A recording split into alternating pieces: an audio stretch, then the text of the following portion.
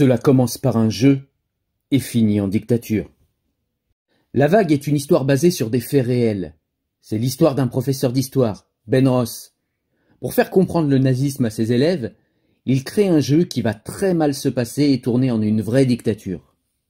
Salut, c'est Cyril, je suis content de te retrouver à nouveau pour te parler de livres. Alors aujourd'hui, on va parler d'un petit livre que j'ai lu sans grande conviction, enfin en tout cas que j'ai appréhendé et dont j'ai commencé la lecture sans grandes attentes en fait. Ce livre s'appelle La Vague, comme tu l'as vu dans le titre. Ce livre en fait est intéressant tout simplement parce que c'est un petit roman et ce petit roman en fait est inspiré d'une histoire vraie.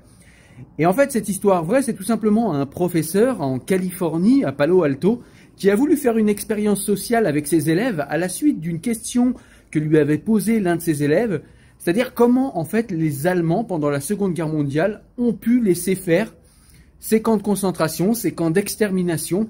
Comment est-ce que les gens ont pu laisser faire les nazis alors qu'on le sait, les nazis étaient plutôt minoritaires dans la société. Tout le monde a suivi, peu de personnes ont réagi. Et en fait, quand l'élève a demandé ça à son professeur d'histoire, quand il lui a demandé comment était-ce possible en fait que personne ne réagisse et que tout le monde suive, eh bien le professeur n'avait non seulement pas la réponse à lui apporter tout de suite, mais en cherchant dans les livres d'histoire, il s'est rendu compte en fait qu'il n'y avait pas véritablement de réponse appropriée. Et donc pour répondre à son élève, et donc c'est ce que nous raconte le roman La Vague, donc inspiré de l'histoire vraie, mais voilà, ça reste romancé.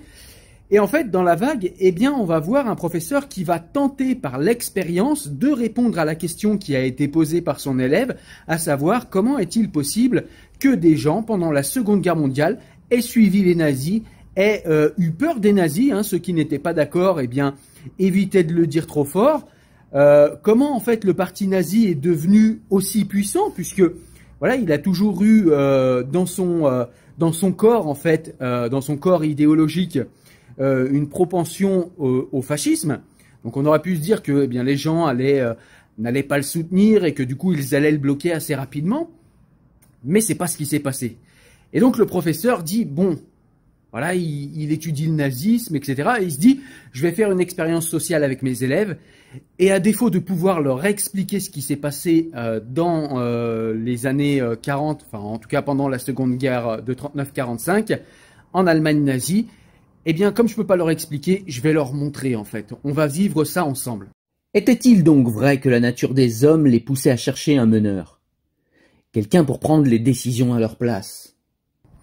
Alors il commence par étudier le nazisme, je l'ai dit, donc il étudie tout le corpus idéologique du nazisme, et il se rend compte en fait qu'il y a beaucoup d'écrits en fait qui accordent une importance majeure à la discipline. Et donc il va commencer comme ça avec ses élèves, il va commencer par leur dire, bon eh bien on va acquérir une discipline de groupe dans cette salle, et puis on va aussi se nommer, on va se donner un nom, et ce nom ça va être La Vague. La force par la discipline, la force par la communauté, la force par l'action. Et en fait, au départ, ça commence dans une classe du collège, donc la fameuse classe qui a cours avec ce fameux prof d'histoire. Et donc, du coup, ils vont commencer par mettre en place des règles. Alors, ils vont commencer par une première expérience. Il va demander à tous les élèves de sortir. Et puis, il va leur demander, en fait, d'aller le plus rapidement possible s'asseoir sur leur chaise. Alors, sortir de la classe, j'ai pas précisé. Donc, il va les faire sortir de la classe. Et puis, il va leur demander d'aller s'asseoir sur leur chaise le plus rapidement possible. Alors, au départ, ils sortent. Et puis, au final, ils rentrent comme ça, un petit peu comme si c'était le jeu de la chaise musicale. Ils se poussent, etc. Et ils arrivent, en fait, à rentrer dans la classe et à tous être assis en un peu moins d'1 minute. Et puis, le professeur leur dit, écoutez, c'est pas la chaise musicale, va falloir être un petit peu plus sérieux et surtout un petit peu plus discipliné. Et puis vous allez me faire ça correctement maintenant. Vous allez vous mettre en rang et puis vous allez rentrer. Et puis après avoir mis cet élément de discipline, eh bien il se rend compte que, cette fois quand il demande aux élèves de rentrer, ils vont beaucoup plus vite. Ils mettent un peu moins de 30 secondes. Et puis là, tout seuls, les élèves, donc ils recommencent une nouvelle fois l'expérience, puis tout seuls les élèves se disent, bon ce qu'on va faire, c'est qu'on va mettre en premier en fait ceux qui sont au fond de la classe, on va mettre en dernier dans la file. Afin de rentrer en classe, on va mettre ceux qui sont juste près de la porte. Et puis, on va, comme ça, rentrer dans la classe de manière organisée. Et puis, on va voir ce que ça donne. Et à la grande stupéfaction du professeur, ils mettent à peine 15 secondes pour tous s'asseoir et en plus ceci sans bruit. Et donc il commence par cette découverte-là, c'est-à-dire la découverte de la puissance, de l'efficacité, de l'efficience de la discipline sur un groupe pour pouvoir faire telle ou telle chose. Voici le genre de comportements qui ont amené ces jeunes à se radicaliser et à devenir des fascistes. N'ayez jamais peur d'agir pour défendre ce en quoi vous croyez. En tant que membre de la vague, vous devez agir ensemble comme une machine bien huilée. Par le travail acharné et l'allégeance, vous apprendrez plus vite et vous irez plus loin. Ce n'est qu'en vous soutenant les uns les autres, en œuvrant ensemble, en obéissant aux règles, que vous pourrez assurer le succès de la vague. Et donc, fort de cette découverte, ils vont continuer l'expérience sociale et donc, en fait, ils vont ensemble définir quelques slogans. Un des slogans va être, l'autorité c'est la force. Ils vont aussi émettre des slogans envers le groupe, la communauté c'est la force, donc en l'occurrence la communauté ici c'est la vague. Le professeur va également être le leader, il va jouer le rôle de leader et il va prendre son rôle très à cœur jusqu'à peut-être se laisser emporter par ce rôle-là. Et c'est intéressant parce que du coup dans le livre on va voir que le dictateur, le leader, celui qui est au départ le leader, mais qui dans un pays peut être le dictateur, peut aussi se laisser emporter par un espèce de corps, en fait, une espèce d'esprit de foule, comme pourrait nous le décrire Gustave Le Bon dans La psychologie des foules.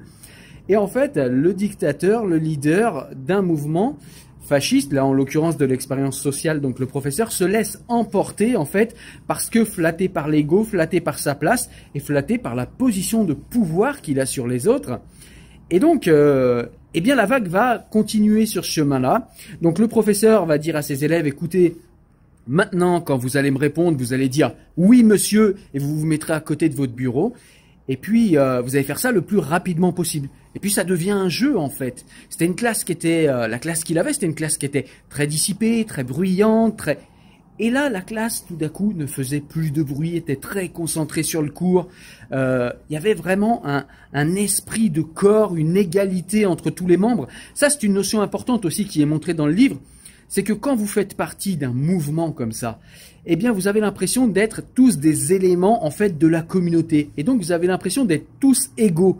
Et donc du coup, ça annule ce problème de jalousie qu'il y a entre les gens quand il y a une compétition.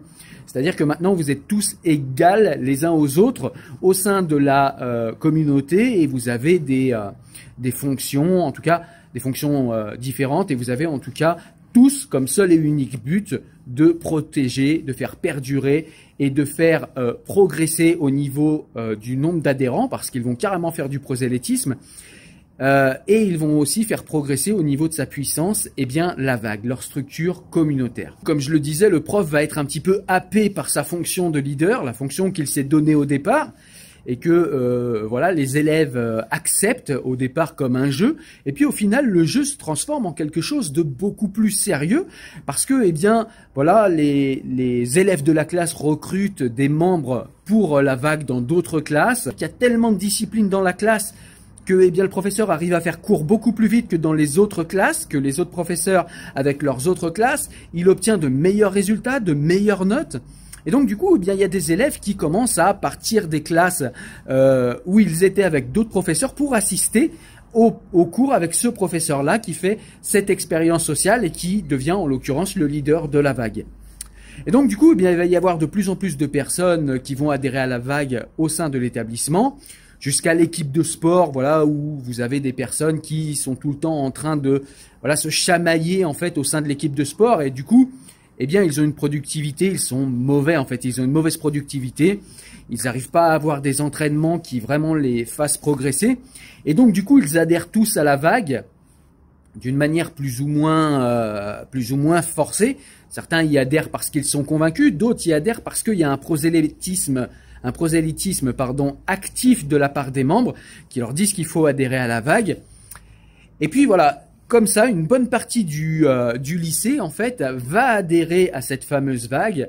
Et puis, tout le monde va avoir l'impression de faire corps avec cet esprit de la vague. Et puis, tout le monde a les mêmes codes. Du coup, on a l'impression de faire tous partie de la même communauté. Je l'ai dit, le livre insiste beaucoup sur l'égalité entre les membres. Mais commencent à apparaître les premiers problèmes parce qu'on a des élèves qui, quand même, n'adhèrent pas totalement à la vague et qui se posent des questions.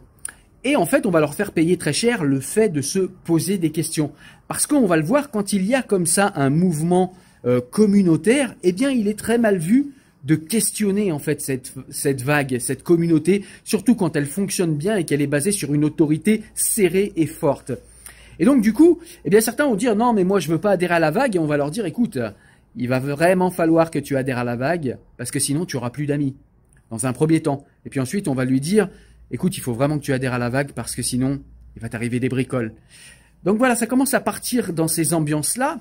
Le professeur ne s'en rend pas tout à fait compte, mais quand même, il y a son épouse qui lui dit, dis donc, parce qu'elle est prof avec lui dans le même lycée, elle lui dit, voilà, il y a des élèves à moi qui partent de ma classe pour aller dans ta classe. Elle lui dit également que, voilà, il y a des gamins qui ont quand même des comportements bizarres. Il y a une personne, un élève qui s'est fait frapper parce qu'il a refusé d'adhérer à la vague. On a également un premier juif, d'ailleurs ce sera le seul, hein, mais...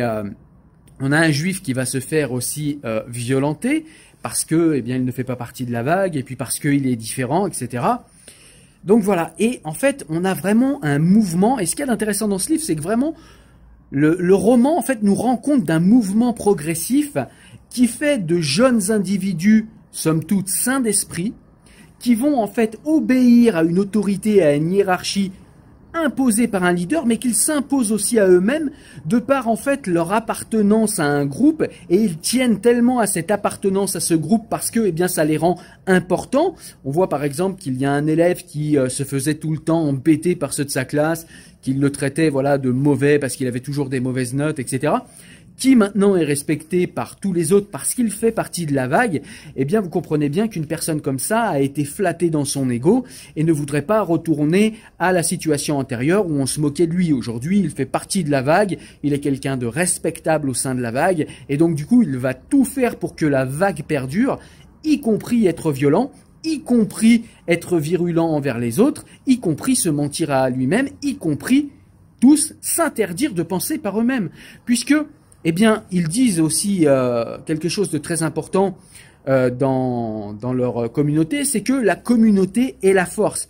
Et donc, du coup, la communauté passe avant tout. Si la communauté décide quelque chose, votre esprit individuel et votre capacité d'autocritique et votre capacité de critique, votre esprit critique et votre capacité à penser individuellement par vous-même n'a plus lieu d'être. Vous ne réfléchissez qu'à l'aune de la vague, qu'à l'aune de votre communauté. Et je trouve que c'est très bien retranscrit parce qu'on voit bien comment petit à petit, comment très progressivement, eh bien, tous les élèves, le professeur également, se laissent happer par des rôles, se laissent happer dans des rôles qui ne sont pas les leurs au départ, et ils créent véritablement un vrai mouvement fasciste, un petit mouvement fasciste au sein de leur établissement. Vous vous croyez si spéciaux, meilleurs que tous ceux qui ne sont pas dans cette salle.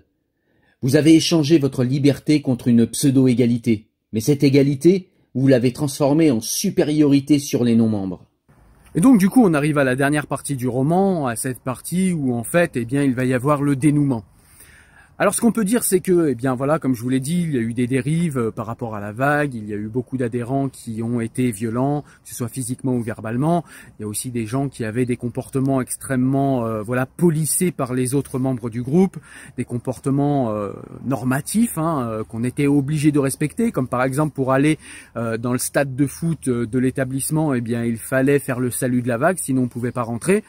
Et ça rigolait pas, c'est-à-dire que c'était pas simplement tu fais le salut vite fait, non, il faut le faire, tout le monde nous regarde parce que sinon, eh bien, il va y avoir une embrouille et peut-être il va y avoir de la violence. Donc voilà, il y avait vraiment une véritable dérive sectaire, une véritable dérive totalitaire au final. Et donc on a une journaliste de l'établissement qui est une élève et qui tient le journal de l'établissement, qui est toujours restée un petit peu en retrait en fait par rapport à la vague, même si elle y a adhéré de son plein gré au début comme une expérience sociale, puisqu'au départ c'était ça. Elle est toujours restée critique, notamment parce qu'elle a vu son petit ami se transformer de quelqu'un d'aimant à quelqu'un d'extrêmement virulent. Il a même été violent une fois avec elle parce qu'elle a décidé de critiquer la vague, parce qu'elle essayait tout simplement de prendre un peu de recul par rapport à la vague, parce qu'elle contestait certaines décisions de la vague. Et donc du coup, son copain avait été violent avec elle, même s'il l'avait regretté assez rapidement, il a été violent avec elle.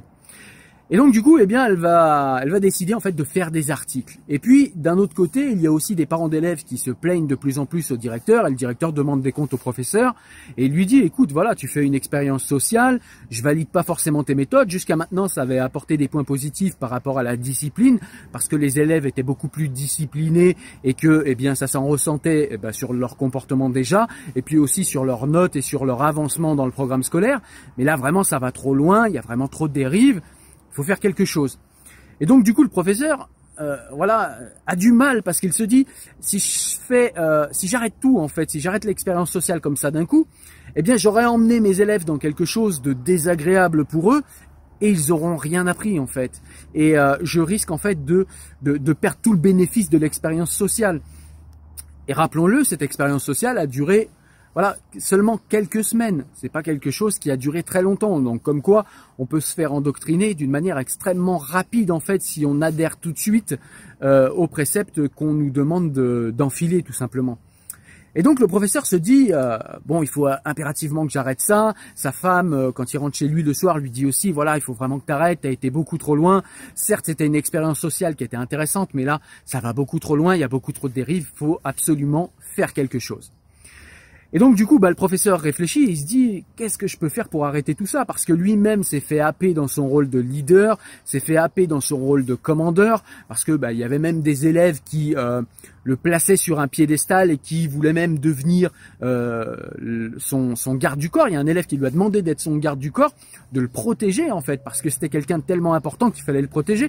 Donc vous voyez, même le leader, le dictateur d'un mouvement se fait lui-même happer par le propre mouvement. Et en fait, comme je le disais tout à l'heure, on en vient à cette fameuse entité qui est une entité différente de tous les individus, c'est l'entité qu'on appelle la foule, que Gustave Le Bon, dans Psychologie des foules, nomme la foule justement. Si l'histoire est condamnée à se répéter, alors vous aussi, vous voudrez tous nier ce qui est arrivé dans la vague. En revanche, si notre expérience est réussie, et vous admettrez que c'est bien le cas, vous aurez appris que nous sommes tous responsables de nos propres actes et que nous devons toujours réfléchir sur ce que nous faisons plutôt que de suivre un chef aveuglément. Et pour le restant de vos jours, jamais, au grand jamais, vous ne permettrez à un groupe de vous déposséder de vos libertés individuelles. Et donc du coup, je le disais, le professeur a une idée et il demande en fait à tous ceux qui ont adhéré à la vague de venir dans un gymnase où il va leur parler. Il prétexte en fait un déploiement national de la vague pour que tout le monde soit là, que tout le monde vienne. Et donc du coup, il dit que il va expliquer comment la vague va se déployer au niveau national. Donc tous les élèves sont contents, excités, ils se disent voilà, la vague maintenant tout le monde va en profiter au niveau national, c'est vraiment quelque chose de super. Et puis au final, le professeur va commencer comme ça en s'excusant et en disant que la vague était une expérience sociale et qu'en fait, il fallait que chaque individu, chaque élève se rende compte des dérives de la vague et que, ces fameuses dérives, tout le monde les avait vues, mais ils ont préféré être dans le déni, ils ont préféré fermer les yeux, préférant se concentrer sur les bénéfices que leur apportait à eux la vague. Il leur a montré que, ils avaient annihilé leur capacité à réfléchir, à critiquer, à réfléchir par eux-mêmes. Et donc du coup, au final, il leur explique que ce qu'ils ont vécu là tous ensemble, et lui-même il s'inclut dedans parce qu'il s'est laissé lui-même happer par la vague, il leur explique que ce qu'ils ont vécu ensemble, c'est exactement ce qu'il s'est passé pendant la guerre de 39-45 avec les nazis. Et cela explique en fait, d'après le professeur, pourquoi le peuple allemand n'a pas massivement réagi contre les nazis et pourquoi on a laissé perpétrer des horreurs pendant la guerre de 39-45 en Allemagne et aussi, même si c'est dans une moindre mesure, en France, sans jamais rien dire et sans trouver beaucoup de résistance en fait. Il n'y a pas eu énormément de résistance.